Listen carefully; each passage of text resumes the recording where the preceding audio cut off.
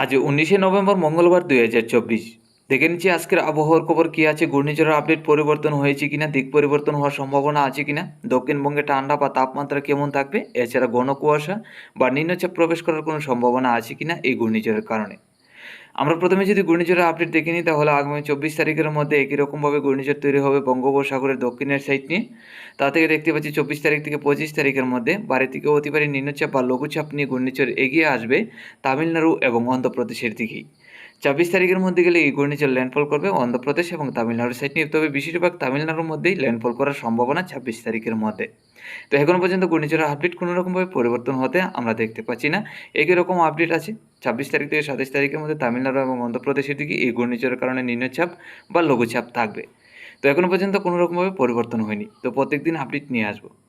তো এখন আমরা চলে যাচ্ছি যে আগামী দিনগুলিতে তাপমাত্রা কেমন থাকবে দক্ষিণবঙ্গে, বৃষ্টির কী সম্ভাবনা, তা থেকে নিম্নচাপ কোনো রকমভাবে প্রবেশ করবে কিনা, ঠান্ডা বাড়বে কিনা, এছাড়া ঘন কুয়াশারও কী সম্ভাবনা আছে। আমরা যদি প্রথমে দেখে নিই তাপমাত্রা, তারপরে যাব যে নিম্নচাপ বা ঘন কুয়াশা থাকার সম্ভাবনা আছে কিনা। তো আজকে সকালের দিকে যদি আমরা নজর রাখি, সর্বনিম্ন তাপমাত্রা ছিল 17 থেকে 18, একই রকম তাপমাত্রা আছে। আজকে দুপুরের মধ্যে গেলে 28 থেকে 29 সর্বোচ্চ, তাতে মোটামুটি গরম থাকবে। আজকে রাত্রের মধ্যে গেলে দেখতে পাচ্ছি 20 থেকে 21-এর কাছাকাছি, হালকা পাতলা ঠান্ডা, মোটামুটি ঠান্ডা ভাব থাকবে। এছাড়া আগামীকালকে সকালের মধ্যে গেলে 17 থেকে 18 বা আগামী দিনগুলিতে গেলে একই রকম দেখতে পাচ্ছি 17 থেকে 18-র কাছাকাছি থাকবে সর্বনিম্ন। আগামী 24 তারিখের মধ্যে সর্বনিম্ন তাপমাত্রা 16 থেকে 17-র কাছাকাছি থাকবে। তো একই রকম ঠান্ডা অনুভব হবে দক্ষিণবঙ্গে আগামী কয়েকদিন পর, আগামী 24 তারিখ পর্যন্ত।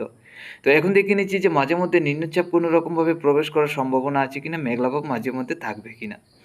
আজকের দিন থেকে আগামীকালকে তেমন নিম্নচাপ থাকার সম্ভাবনা নেই। 21 তারিখ থেকে 22 তারিখের মধ্যে হালকা পাতলা কিছুটা নিম্নচাপ থাকবে, যা থেকে উত্তরবঙ্গের জেলাগুলি সহ আমাদের ত্রিপুরা, চট্টগ্রাম এইসব জেলাগুলির মধ্যে কিছু হালকা পাতলা নিম্নচাপ থাকবে। এছাড়া ঘন কুয়াশা দেখতে পাচ্ছি 20 তারিখ থেকে 21 তারিখ পর্যন্ত তেমন ঘন কুয়াশা থাকার কোনো সম্ভাবনা থাকছে না, তবে 22 তারিখ সকাল থেকে ঘন কুয়াশা বাড়বে।